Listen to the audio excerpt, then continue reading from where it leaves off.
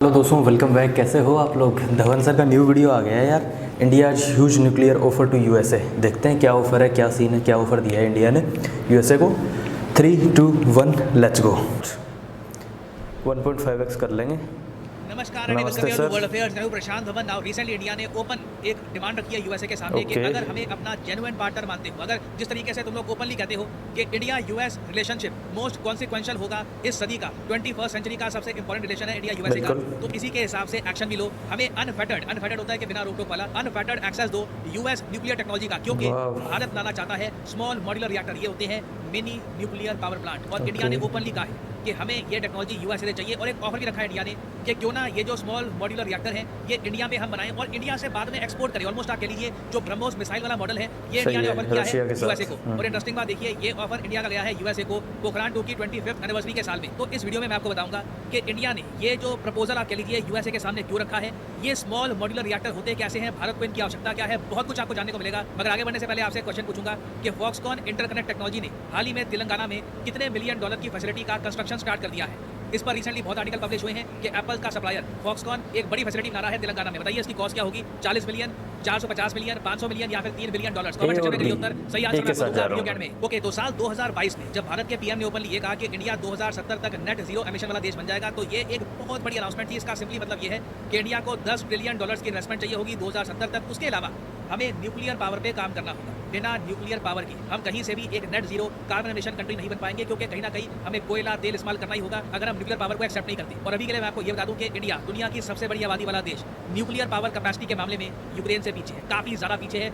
Even Sweden हमसे आगे है, जिसकी रफली आप अगर आबादी देखो तो 1 करोड़ के आसपास है। तो भारत को देखिए न्यूक्लियर रिएक्टर चाहिए, बहुत ही बेसिक बात है। यहाँ पे आप कहोगे ठीक है बनाओ, रशिया से बनाओ, फ्रांस, यूएस बनाओ न्यूक्लियर पावर प्लांट। देखो प्रॉब्लम ये आती है कि जो नॉर्मल न्यूक्लियर पावर प्लांट होता है जिसमें पावर की कैपेसिटी आप मान के चलीजिए 700 मेगावाट से अधिक होती है, इसको बनाने में ना 6 से लेकर 12 साल लग जाते हैं। जी हाँ, एक पावर प्लांट को बनाने में। उसके अलावा खर्चा भी बहुत ज़्यादा आता है, आपको बहुत सारी ज़मीन चाहिए होती है। जब आपको बहुत बड़ी ज़मीन चाहिए होगी तो कहीं ना कहीं प्रोटेस्ट होंगे, लोग डरेंगे कि इतना बड़ा पावर प्लांट बनाया जा रहा है, कल को अगर कुछ हादसा हो गया तो नुकसान भी बड़ा होगा। तो इन सब प्रॉब्लम्स का हल है SMR, स्मॉल मॉड्यूलर रिएक्टर, छोटे न्यूक्लियर पावर प्लांट जो बिल्कुल अलग टेक्नोलॉजी से बनाए जाते हैं। इनमें देखिए पावर कैपेसिटी होती है 300 मेगावाट की, और जो इनका नाम है ना स्मॉल मतलब कि साइज में बहुत छोटे होते हैं, मॉड्यूलर मतलब कि इनको बनाना असेंबल करना बड़ा आसान होता है। एक बड़ा पावर प्लांट जो है 700 मेगावाट की कैपेसिटी वाला, वो आपको बनाना है तो मैंने आपको बताया 6 से लेकर 12 साल लग जाएंगे। वेराज जो SMR है ये आप आराम से 3 से लेकर 5 साल में कर सकते हो कंस्ट्रक्ट। ज़्यादातर जो ऐसी कंस्ट्रक्शन है ये 3 से 4 साल में हो जाती है, एटलीस्ट यूरोप में मैंने देखा है 3 से 4 साल में SMR आराम से बनाए जाते हैं। और ये न्यूक्लियर पावर करते हैं प्रोड्यूस, इनसे आप अपने शहर, अपनी फैक्ट्रीज को कर सकते हैं पावर। उसके अलावा देखिए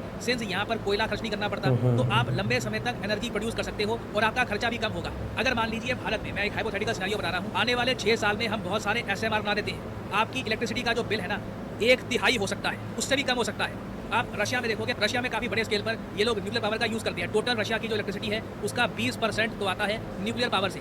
तो मैंने रशिया में काफ़ी बार देखा है लोगों के इलेक्ट्रिसिटी बिल बहुत कम आते हैं। हमारे यहाँ तो देखिए मजाक सा बना हुआ है, आप गर्मी में AC रेगुलरली चला दो तो आराम से एक फैमिली का जो इलेक्ट्रिसिटी बिल है ये 3, 4, 5 हज़ार तक भी पहुँच सकता है। तो ये तो मैं आम लोगों की बात कर रहा हूँ। फैक्ट्रीज का सोचिए कितना ज़्यादा खर्चा आता होगा। और आप ये भी इमेजिन कर सकते हैं कि भारत में मैन्युफैक्चरिंग तब तक हम बड़े स्केल पर स्टार्ट नहीं कर पाएंगे जब तक इलेक्ट्रिसिटी के दाम बहुत ज़्यादा सस्ते ना हो। क्योंकि एक बार को आप इंडस्ट्रीज को कह दो कि ज़मीन में सब्सिडी ले लो और जगह सब्सिडी ले लो, इलेक्ट्रिसिटी की सब्सिडी लंबे समय तक आप प्रोवाइड नहीं कर पाओगे। तो इसलिए स्मॉल मॉड्यूलर रिएक्टर भारत के लिए बहुत ज़्यादा इंपॉर्टेंट है। ये सस्ते हैं, बनाना आसान रहता है इनको, और सिंस इनका साइज छोटा होता है तो इनका जो इमरजेंसी प्लानिंग जोन है ये सिर्फ 2 किलोमीटर का रहता है, जबकि एक प्रॉपर जो न्यूक्लियर पावर प्लांट है उसका इमरजेंसी रेडियस आपको रखना पड़ेगा 16 किलोमीटर। तो अगर आप यहाँ पे सोच रहे हैं ठीक है फिर छोटे न्यूक्लियर पावर प्लांट बना लो, क्या दिक्कत है?